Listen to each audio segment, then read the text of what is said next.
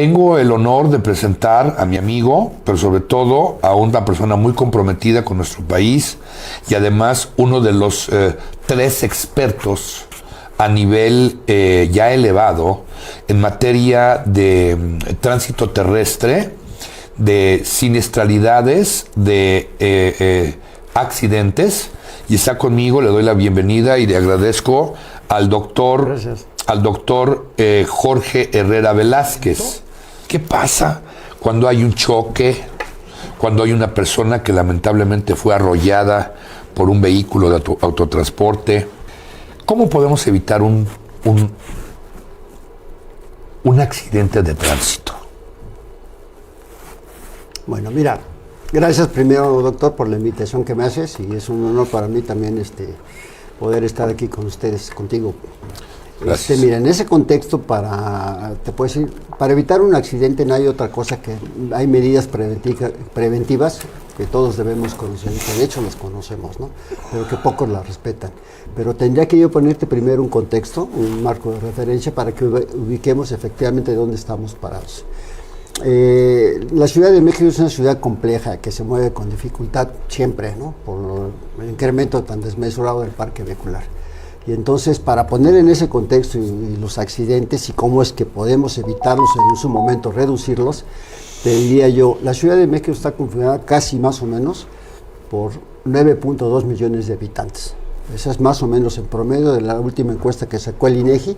Hay 9.2 millones de habitantes en la Ciudad de México, de los cuales 6.5 millones viven en la Ciudad de México y otro tanto, unos 3 millones, que vienen de las zonas conurbadas, zonas urbanas del Estado de México y penetran a la Ciudad de México para venir a trabajar, para el cine, para venir de compras, y toda esa movilidad que existe al interior de la ciudad hace compleja el movimiento, ¿cierto o no? Totalmente. Entonces, de todo el parque vehicular que existe en la Ciudad de México, que estamos hablando de unos 5 millones de vehículos, en promedio 3 millones, estas encuestas las acabo de sacar apenas hace unos días.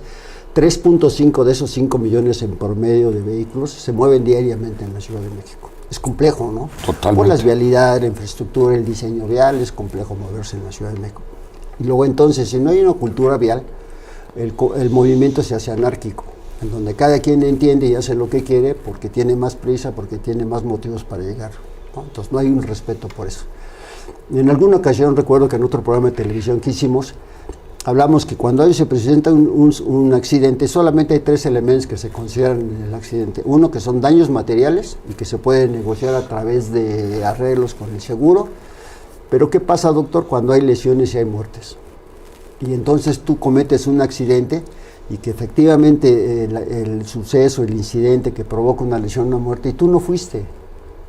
Tú dices, pues yo no fui, ¿no? Porque iba yo y se cruzó la niña o el perro, lo que sea, y no utilizan un método científico para determinar la realidad de ese hecho. Por lo que tú decías ahorita, que para determinar un accidente, pues se requiere conocer las condiciones, el lugar, la infraestructura, la velocidad, el golpe, choque, la deformación, la torsión, la fuerza, y todo eso a través de la física y los métodos científicos estableces la realidad de los hechos. La pregunta expresa lo que me haces, doctor, ¿cómo evitar los accidentes? Eso es algo muy importante, ¿no? Primero, tener conciencia.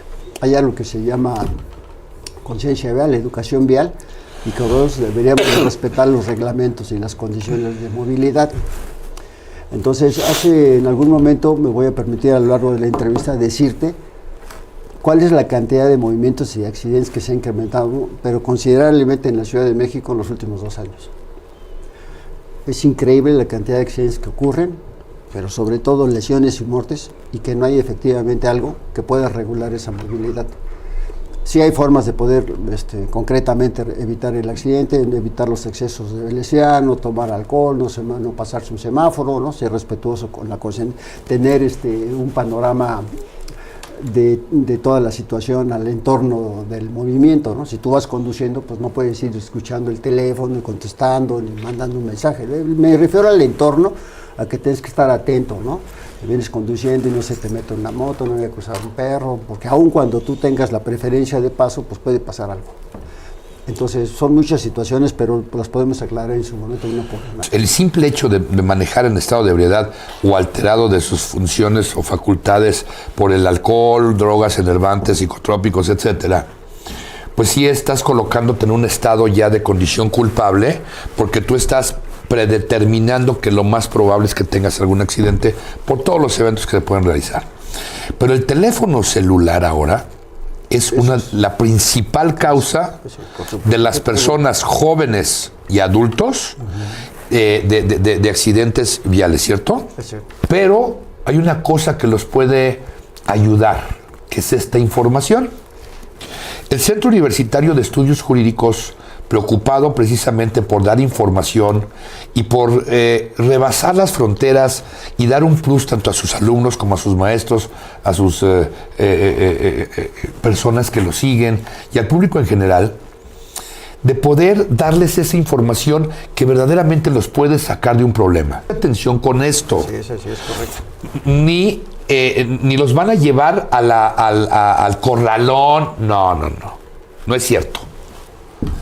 Efectivamente, si no tienen seguro, ya de entrada es una infracción administrativa, sí, es porque es obligación de todos los conductores el contar con un seguro, por lo menos, de daños a terceros. Por lo menos. Así nada más para abrir boca.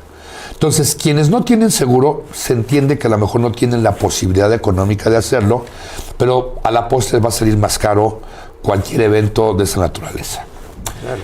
Retomando ese primer tip, ese primer consejo, lo digo delante de un perito especialista en la materia y como conocedor de las leyes o operador de las mismas, no pueden, so pena de incurrir la autoridad en abuso de autoridad o privación ilegal de la libertad, o las dos, amenazarlos de que te voy a llevar, te voy a hacer. No, simplemente hablarle a su seguro.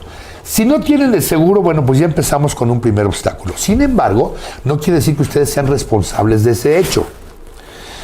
Y con este consejo, ustedes pueden estar menos alterados, porque saben que si la policía los espanta con llevarlos a eso, a cambio de que ustedes den alguna dádiva, incurre también en delito la autoridad.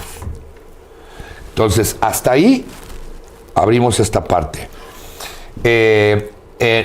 Agradecería yo a los operadores y que nos están haciendo el favor de acompañarnos esta noche, de avisarnos cuándo es el primer corte comercial. En esa misma tesitura te cedo nuevamente la palabra.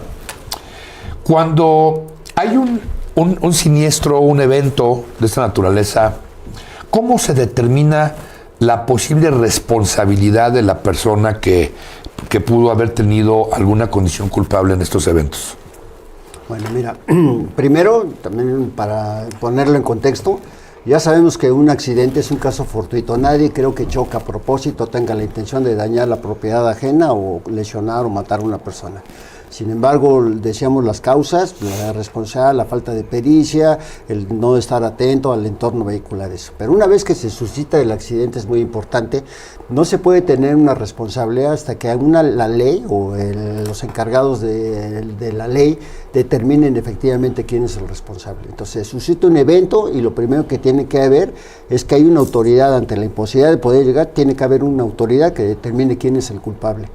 Porque muchas veces ahorita que refieres el peritaje hace muchos años que hicimos, efectivamente el atropellado tuvo la culpa. Sí. Porque cualquiera pensaría que tú vienes en el coche, te cruza y todo el mundo, la autoridad dice, pues es que venía exceso de velocidad, lo atropelló y eso.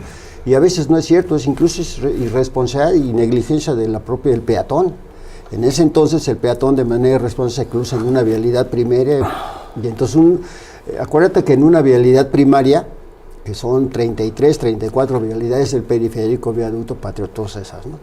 Esas vialidades, la mayoría del reglamento establece velocidades arriba de 50, 60, 70 kilómetros por hora. Entonces, el otro día platicaba yo con un compañero que cuando tú encuentras un ente en un vehículo a esa velocidad, es imposible que te puedas parar a 20, 30, 40 metros. Te voy a poner una referencia, doctor. Si tú vienes a 100 kilómetros por hora, en promedio, en una vialidad cualquiera, cada segundo avanzas 28 metros, lo cual significa que un segundo entre que detectas el ente o la persona o la cosa que sea, un perro, no sé, el ente, ya pasaron 28 metros, pero entre que aplicas el subconsciente, te dice, oye, ¿sabes qué? Que aprietas el freno, pasa otro segundo y ya avanzaste casi 60 metros. El vehículo se desplaza en 3 menos G de fuerza, más o menos 3 o 4 veces su peso. Lo que quiere decir que a 100 kilómetros por hora necesitas 70 metros para evitar un accidente. Te voy a interrumpir un poco. Es muchísimo. Entonces, perdón, doctor, refiero, entonces, esos 70 kilómetros, eso, si tú vienes a una vialidad en el patriotismo a 60 y se te cruza alguien, todo el mundo cree que tú puedes ser el culpable y no es cierto. Entonces, evidentemente hay responsabilidades del peatón, para empezar. Pero una vez que ya llegues al Ministerio Público, la única forma de saber quién es el responsable es a través de un dictamen. Para no interrumpirte, es decir, esto está tan interesante, pero tenemos que ir a un corte. Okay. Entonces, por favor, lo retomamos desde este punto, porque hay muchas cosas técnicas que ahora sí estamos tomando cuerpo y forma. Muy bien, doctor. Muchas gracias, vamos a un corte. Muchas gracias por todos los comentarios que nos han hecho, y quisiera yo, antes de retomar ese tema, saludar a mi tía Elvira Gutiérrez. Hola, buenas noches, tus fans de Ensenada te saludan y felicitamos por tu programa. Te quiero mucho, Bis, muchas gracias por estar siempre en apoyo, no solamente a mí, sino a mi alma, si no es mater, mi segunda alma mater, que es el Centro Universitario de Estudios Jurídicos, donde hay licenciaturas, maestrías y doctorados. Carlos González nos hace favor de escribirnos y dice, buenas noches, ¿no se suponía que al menos el seguro de daños a terceros era obligatorio? Sí, no se supone, es obligatorio. Pero aún así hay personas que lamentablemente o no tienen responsabilidad o no tienen la capacidad económica para pagar un seguro, y entonces es donde vienen los problemas. Dice, los camiones escolares muchas veces tratan de voltear los asuntos.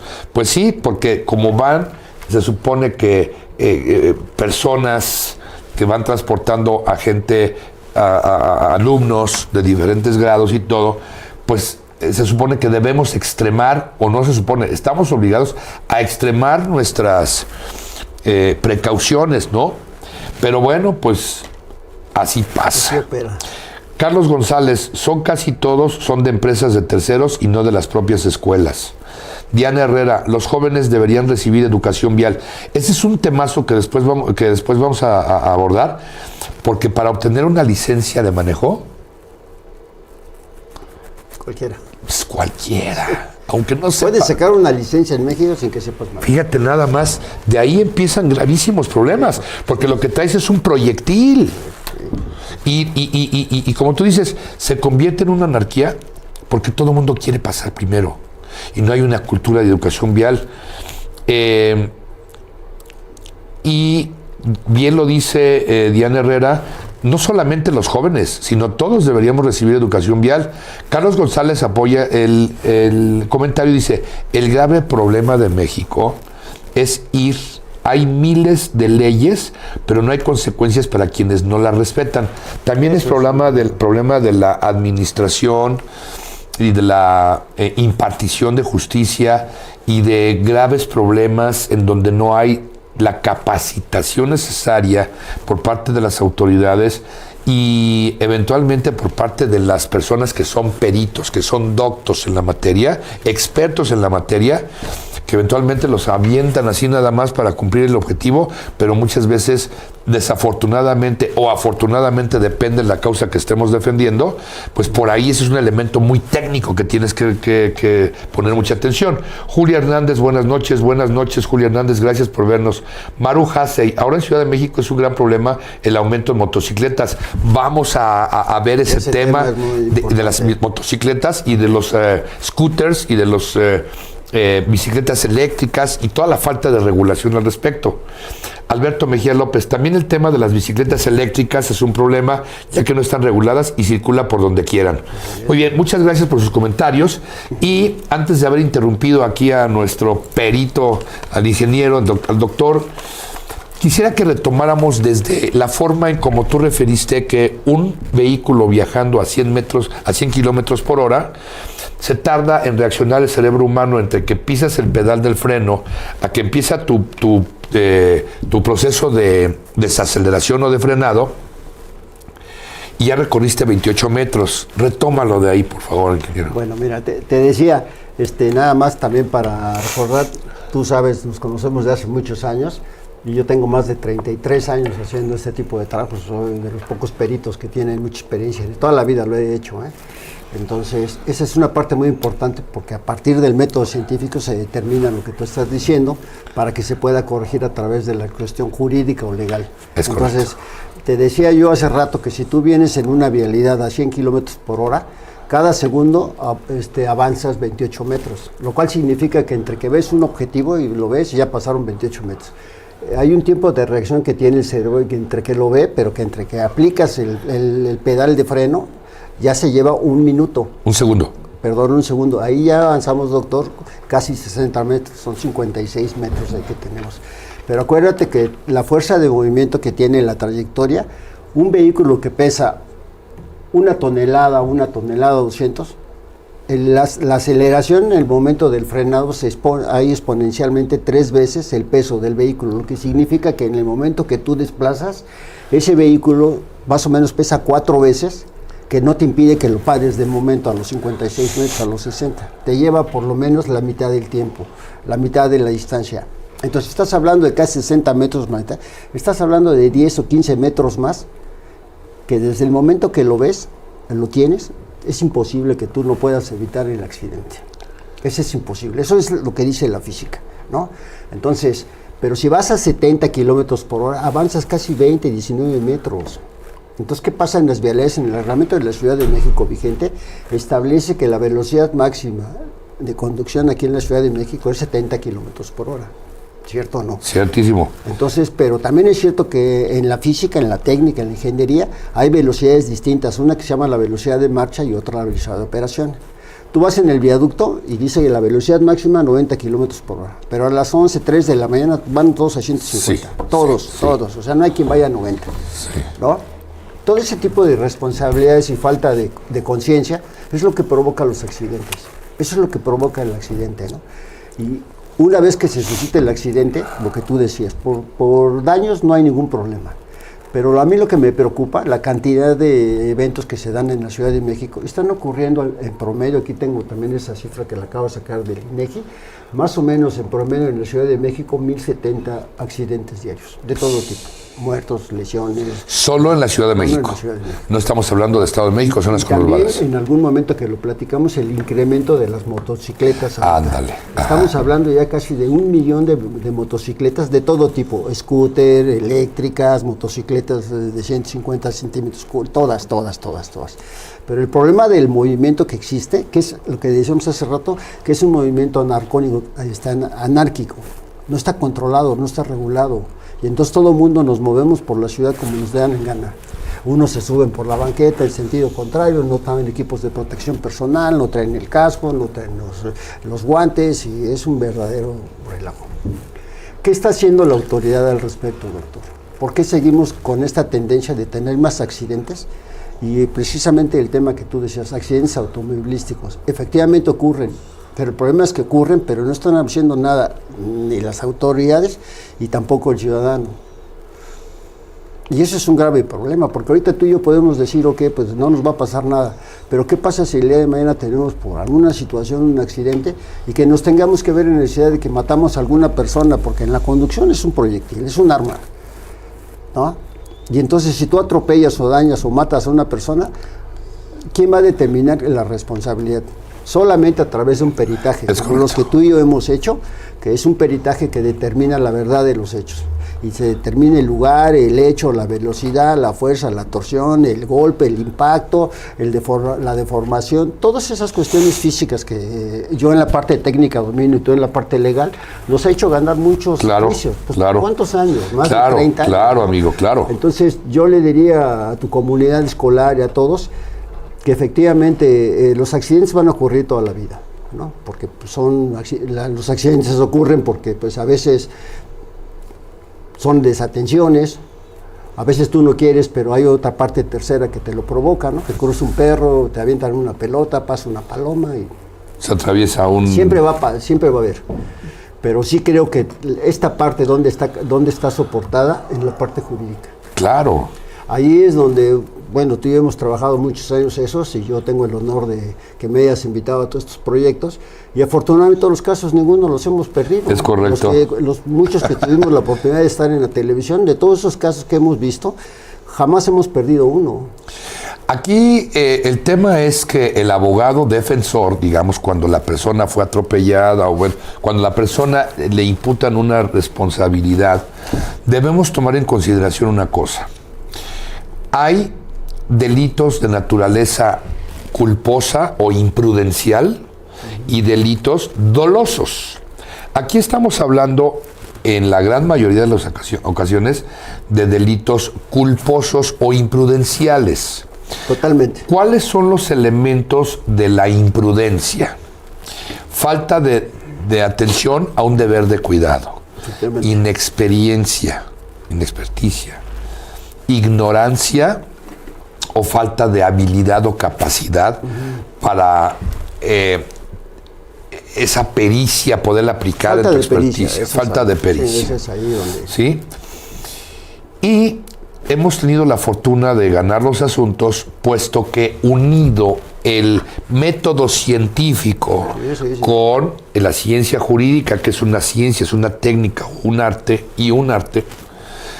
entonces esa es una fórmula que a los amigos abogados, que evidentemente lo saben, a los estudiantes de la carrera de Derecho y al público en general, es una de las cosas más importantes donde puedes robustecer un dictamen pericial o desvirtuarlo. Y ahí es donde se determina la verdad. Claro, claro. Porque las autoridades a veces, y lo sabes, todo el mundo, a veces ellos consideran y hacen una opinión y dicen, bueno, pues el culpable es esto. No, así no puede ser. Para dirimir un asunto de este tipo, caso, tiene que haber un método científico, un dictamen técnico que efectivamente demuestre el responsable. Y a partir de eso entra, me imagino, o es así, la parte jurídica, ¿no? En donde dice, bueno, pues aquí la ley establece que él no fue el responsable y no tuvo la culpa porque finalmente pues no es un delito o un homicidio, ¿no? Que lo hayas hecho penetrado voluntariamente en el terreno de lo ilícito. Sí, por supuesto. O sea, no es un homicidio doloso que tomaste una pistola y la disparaste con el ánimo de privar de la vida a otro. Sí, con la intención de matarlo. Es correcto. Sí, entonces aquí es la diferencia. Segundo, consejo legal. Doctor, nada más una cuestión. Efectivamente, eso que tú estás diciendo del ataque con arma a alguna persona, pero nosotros a diario que nos movemos, te quiero decir que a lo mejor en promedio un ciudadano se mueve 1, 2 o 3 horas en promedio diario. Cierto. Y eso es un arma en todo momento, porque el accidente puede ocurrir en cualquier momento. Claro, ¿no? claro. Entonces, debemos estar conscientes, la gente debe tener, que en el momento que ya nos subimos en un carro, potencialmente hay peligro. Segundo consejo legal, no se dejen engañar, ni extorsionar, ni amedrentar por las autoridades. Lo digo con cierto respeto, no con absoluto, porque hay autoridades que todavía valen la pena y otras que no. Pero no se trata de un programa de crítica, sino de aporte.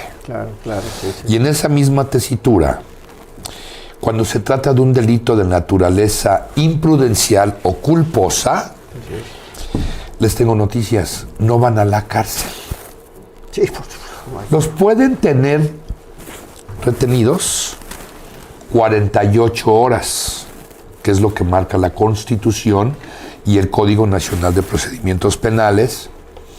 Y esas 48 horas tienen una razón de ser. No los pueden tener en la cárcel, en una prisión preventiva, no, ni en una celda, incluso en una zona de seguridad. Así se le llama zona. Sí, señor. Sí, claro. Con un resguardo, ¿no? Para que no vayas a salir, tú querer... Claro, a sustraerte de la acción de la justicia. Esas 48 horas que en efecto pueden ustedes estar retenidos es porque le dan tiempo a las autoridades de solicitar a los servicios periciales de la Fiscalía General de Justicia de la Ciudad de México o de la entidad en que se encuentren para que un perito en materia de tránsito terrestre o hechos de tránsito terrestre pueda dar su opinión experticial, pero no quiere decir que esa sea la verdad de las cosas. Claro, eso no. Porque puede estar contaminada esa o sesgada esa primera opinión. ¿Por qué? Pues la razón es que tú no puedes realizar un dictamen exhaustivo con una prontitud, porque además no es el único. Pero vámonos perdón doctor, pero vámonos que efectivamente en un suceso de ese tipo, un accidente, en donde hay una persona que sí le conviene que el dictamen sea a favor y puede extorsionar al funcionario de la Procuraduría y decirle, oye, di que el responsable es el otro. Claro. ¿Por qué eso ocurre? No, lamento reconocer que tanto quiero a mi país, pero eso ocurre en mucho porcentaje mayor. Y no estamos tratando de evidenciar a las autoridades.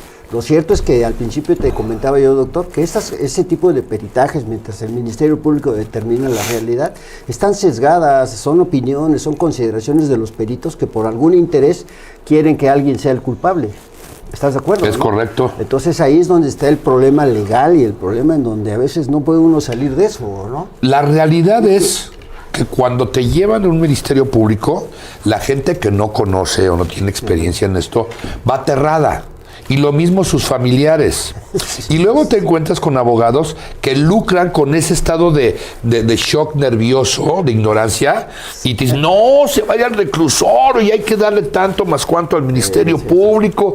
Y es donde se ensucia enormemente la reputación de un abogado. Pero todos los días ocurre que... No. Lamentabilísimamente. Sí, todos los días. En ese aspecto, esta información da poder. Y ese poder es el siguiente. 1. Los voy a dejar con la duda para que no se vayan, no le cambien y nos vemos en el siguiente corte. Y van a ver, de verdad, va a ser bien interesante lo que vamos a decir. Muchas gracias por continuar aquí. Muchas gracias por escribirnos. Al ingeniero, amigo mío, te mando un abrazo. Luis Araujo dice, en otros países hasta para conducir una bicicleta se requiere capacitación y demostrar la habilidad mínima. Dice que se requieren 28 metros si vas solo y atento. Perdón, sobrio y atento. Julia Hernández dice, hoy supe de un caso donde atropellaron a una persona y el responsable fue detenido y le habían dado prisión. Ya está libre porque se comprobó que la víctima se aventó a propósito, pero su carro se quedó en el corralón. ¿Sería entonces porque no tenía seguro? Ahorita contestamos esa. Julia Hernández, en este caso sí falleció. Comento también esto para reafirmar la importancia de un buen peritaje. Absoluta. Maru Hasey, una pregunta para ambos, ¿qué opinan acerca del motociclista que fue atropellado y arrastrado su cuerpo casi 2 kilómetros? Hijo, oye, esto nos va a dar para otro programa, ¿eh? Sí. Entonces, bueno, yo creo que sí, vamos a retomar los comentarios en donde nos quedamos. Nada más quiero hacer el segundo consejo jurídico. Una vez que te llevan ante la gente del Ministerio Público, efectivamente se llevan al corralón tu vehículo, pero hay una razón de ser. Primera, te llevan a ti y te ponen a disposición del Ministerio Público. Recordemos que nuestro sistema penal actual funciona en la gran mayoría de las ocasiones el principio de presunción de inocencia. Sí. O sea, dicen, él lo atropelló, él o ella, ¿no? Entonces, sí, espérame, sí lo atropellé, pero por esta razón. A veces hasta los quieren linchar, y a veces también se pasan como el que la arrastró. Este es un caso ahorita, lo que decían brevemente, doctor, del que lo atropelló y se lo llevó 200 metros. No más, como 2 kilómetros. 2 kilómetros, en ese carro de ahí. Sí. Que por cierto, la conductora se fue, pero es un caso muy relevante. ¿Eh? Sí, ahorita lo vemos, sí, y te digo que nos va a faltar tiempo. Sí, con mucho Bueno, gusto. Entonces, concluyo con este segundo consejo jurídico. Si ustedes no iban en estado de ebriedad o bajo el influjo de alguna droga o enervante y no se dieron a la fuga, así haya ocurrido un fallecimiento o varios fallecimientos, no vas a ir al reclusorio. No te van a dictar prisión preventiva ni justificada ni oficiosa. no se encuentra dentro del catálogo de delitos ampliamente discutido del artículo 19 constitucional o del 167 del Código Nacional de Procedimientos Penales. No, señor. ¿Cuál es la razón? Pues tú no te convertiste en criminal a propósito. ¿Quién maneja con el ánimo de, salvo algunas excepciones, sí, por supuesto, para que parezca un tema imprudencial o de tránsito de vehículos? ¿Quién maneja con el ánimo de tener un accidente o de privar de la vida a una persona o de dañarla, ¿no? Amputarle una pierna, no sé, una función o lo que sea? Entonces, no se dejen extorsionar. A las 48 horas, sí o sí, ustedes van a obtener su libertad. Tengan seguro o no. Que por cierto, doctora, me gustaría también comentarte una cosa que no quería yo dejar pasar. En algún momento, rápidamente, en un accidente, a veces dejar un lesionado te sale más caro que dejar un muerto. Y lo digo así porque cuando hay una lesión... No des ideas, hay una lesión y que efectivamente la persona que fue afectada no murió, te sale carísimo indemnizar a esa persona, ya sea que pierda una pierna, un brazo, lo que tú quieras. Y no lo digo porque sea mejor, pero ocurre. Es que efectivamente una gran cantidad de lesiones existen precisamente por la conducción en la Ciudad de México de manera improvincial. Lo que tú decías, pues no hay conocimiento, no tienen el entorno eso, no conocen reglamentos, la falta de pericia, lo que tú me digas, son miles de cosas, pero todos los días ocurren accidentes increíblemente fuertes en la ciudad. Y uno de ellos es el que decía ahorita la persona que nos escribe sobre ese vehículo, la moto que fue arrastrada ahí 2 kilómetros, ¿no? Bueno, vamos a hacer de cuenta que la primera parte del comentario no lo escucharon, porque ya si dicen, como me sale más barato, como no sé si lo maté o no. Bueno, pero no estamos diciendo que ocurra. Había una leyenda urbana en donde los que manejan el transporte de microbús y de todos esos, no sé cómo se le llama ahora. Ahora sí. Decían, ¿no sabes qué? Que me regreso para rematarlo porque me va a salir. No, sí, por Dios santo. Pero estamos hablando de realidad, doctor. No. El tema aquí, porque entonces ya se convierte en un tema, ahora sí, doloso, entonces no la libras. No, pero en términos generales... La conciencia. Sí, en términos generales, cuando se comete un hecho, un delito de naturaleza culposa o imprudencial, no van a ir ustedes a parar a un reclusorio. No, pues claro. Entonces, para que ni su familia, ni ustedes, o las personas que lamentablemente han sufrido, sufrieron o sufrirán un hecho de esta naturaleza, pues sí, evidentemente te encuentras angustiado y con una sorpresa muy desagradable, pero no van a ir a la cárcel. Siempre y cuando no hayan estado manejando en estado de ebriedad o bajo el influjo de una droga o abandonen a la víctima. ¿Qué es lo que hay que hacer cuando hay un atropellado o gente que con motivo de un choque? Hay que tener cuidado con eso. A veces no es conveniente ni siquiera que los muevas, sino pedir la asistencia de los profesionales en la salud, que también las ambulancias es otro tema, las ambulancias piratas y demás, pero bueno, darle aviso a las autoridades, aunque a veces no sé si nos dé tranquilidad o más susto o más miedo que llegue un policía, pero bueno, ese será otro tema. Claro. Y entonces no los van a meter a la cárcel cuando es un hecho involuntario. Cuando es un hecho con materia de tránsito vehicular, no estaban ebrios o alterados en su sistema y no abandonaron a la víctima. Si abandonan a la víctima, reclusorio, sí o sí. Aquí vamos a tomar rápidamente el caso de que dice Maru Hasei. Una pregunta para ambos, ¿qué opinan acerca del motociclista que fue atropellado y arrastrado su cuerpo casi 2 kilómetros? Mira, la información que tengo de algunos compañeros peritos, efectivamente fue una imprudencia de parte del motociclista. Yo te decía hace rato que pareciera que cuando tú atropellas a una gente, tú fuiste el culpable, él debe tener acceso, y eso no fue cierto. Hay una imprudencia de parte del motociclista que se le cruza y en el momento que se mete en el chasis del vehículo, la moto se queda atorada y la señora por miedo se va. Pero haciendo un examen así muy preliminar de la gente que conoce eso, fue una imprudencia total de la señora. Hasta ahí te la creo. Faltó conciencia de la señora, porque sabía que efectivamente ella, pero en algún momento, hasta donde yo conozco, pensó que podía quedarse en la moto y que se siguiera el carro, ¿no? Pero ya cuando tienes temor, tienes miedo, tienes psicosis, hay muchas veces que reaccionas de una manera diferente. No, pero no estoy diciendo que lo haya hecho a propósito, doctor. Eso es muy importante. A veces tú haces muchas cosas por el factor miedo, porque de repente se te cubre la mente porque no sabes cómo reaccionar ante un evento fortuito. Pero no estoy diciendo que sea responsable. Te voy a decir algo que también lo platicamos en un momento. ¿Qué ocurre con todos los scooters, las motos, las bicicletas y los que vienen? Y incluso hay ahorita en el equipamiento, hermano, las autoridades decidieron cerrar los carriles para vehículos ahora para los ciclistas. Le ponen a los fantasmas a los corredores y reducen la capacidad vial de las vialidades. Entonces, efectivamente hay más tránsito, hay mucho más concentración de vehículos y evidentemente hay más accidentes porque eso lo provoca la autoridad. Y muchas veces ese carril exclusivo para bicicletas ni siquiera lo usan, ni ellos ni las motociclistas. Entonces reduces la capacidad vial y ¿qué? Hay más concentración vehicular, más tráfico y más accidentes. Daniel Viveros, a colación en relación a este comentario, dice, gracias Daniel, aquí en Tlalpan, con la reducción del carril de baja por las jardineras y la ciclovía, se ha convertido en un cruce peligroso,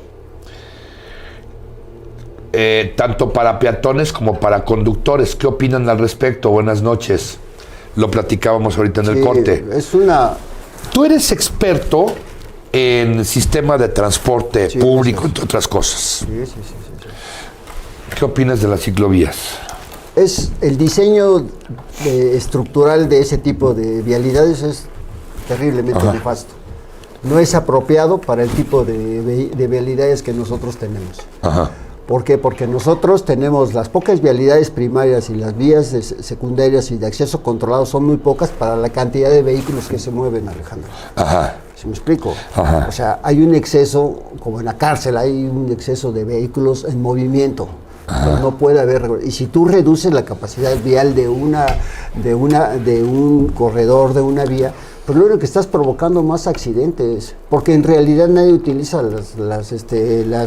¿cómo se llaman? Los carriles para las bicicletas, ni las motos. Hace poco platicábamos, y creo que ayer platiqué con unos compañeros allá donde estoy en el trabajo, y les decía el gran incremento de accidentes que hay por motocicleta, ¿no? Porque como nadie entiende el reglamento, y todo el mundo hace lo que quiere, se te meten, ya te rebasan por la derecha, por la izquierda, vienen en sentido contrario, ya te lo platiqué.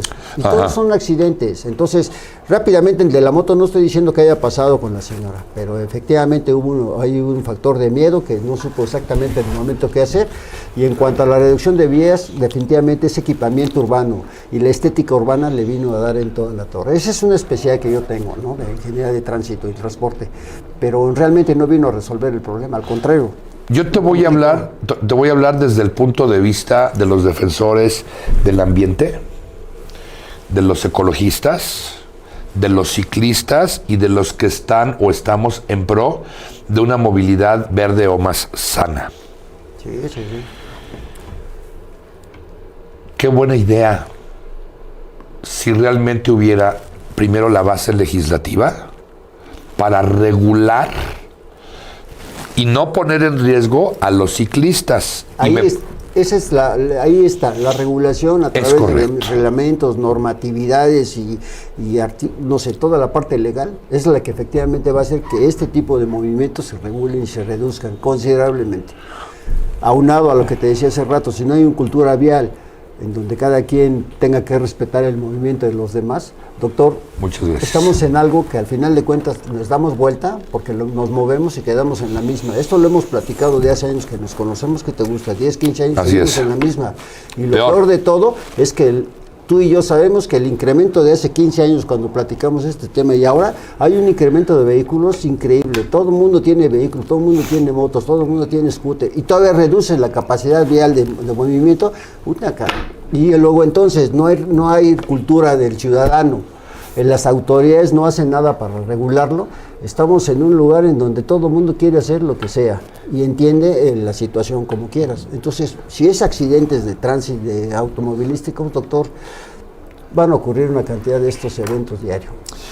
Fíjate que así sin pensarlo, ya son las 8 de la noche. Caray, qué tiempo. Pero yo, si lo permites, Sí, claro. si el colegio nos los permite, quedaron muchos temas en el tintero y te invito a que hagamos una segunda parte de esta entrevista el próximo miércoles, si Dios quiere. No, con mucho gusto. Y yo les pido, por favor, que nos escriban al canal, que hagan sus comentarios a la escuela.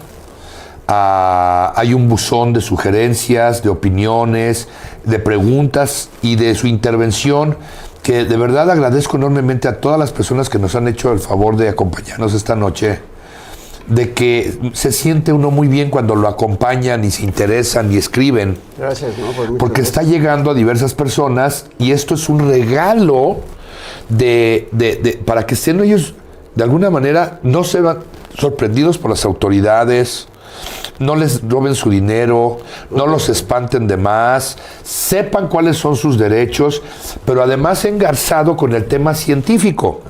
Entonces, vamos a tocar muchos más temas de cuáles son las consecuencias de esto, por qué se lleva al corralón, cómo se determina la responsabilidad de una persona, cuál es el alcance de los daños, los ajustadores, el papel de los ajustadores de seguros sí. en ese tema en donde el seguro evidentemente siempre busca la forma de no pagar. Y entonces te marean en ese momento y dicen, cada quien su golpe, y si no vamos a perder 8 horas, y pierdes 8 horas y más. Sí, claro. En una agencia del Ministerio Público, dices, por Dios, a veces dices, ya sé que yo no tuve la culpa, pero no me voy a ir 8, 10, 15 horas a la agencia del Ministerio Público o a que lleven mi carro al corralón para que determinen responsabilidades. Y tenemos noticias donde ustedes se pueden defender en ese sentido y cómo se defiende un dictamen pericial en materia de tránsito terrestre mal hecho. Con circunstancias físicas, tú te vas más a lo físico, a la ciencia. Y si lo combinamos con la ciencia del derecho, entonces creo que va a enriquecerse mucho. Inviten a las personas, suscríbanse al canal, vean el interés que se tiene por parte de nuestro rector, el doctor Juan Rabindranath Cisneros, de tener varios invitados durante varios días y de diferentes temas, aduanero, fiscal, penal, entre otras materias, laboral y eventualmente. Entonces, yo los invito a que nos vean el próximo miércoles, que hagan sus preguntas, que nos acompañen y muchas gracias por el favor de su atención. Amigo, buenas noches. Gracias, y estás doctor, emplazado desde este momento y debidamente notificado Sí, por supuesto que sí. para venir el próximo miércoles igualmente a las 7 de la Es un noche. honor para mí, gracias que nos ven, por favor. Muchas gracias. Suscríbanse Buenas noches. al canal del Centro Universitario de Estudios Jurídicos, donde hay maestrías, donde hay licenciatura los sábados y domingos. Sábados y domingos, Muy bien, maestría, doctorado, y ya no hay pretexto de que no estudies. Los abogados nos tenemos que seguir preparando y aquí estamos defendiendo la camiseta. Muy bien, doctor. Pues Que muchas pases gracias. muy buenas noches. Gracias, señor. Muchas gracias. Gracias.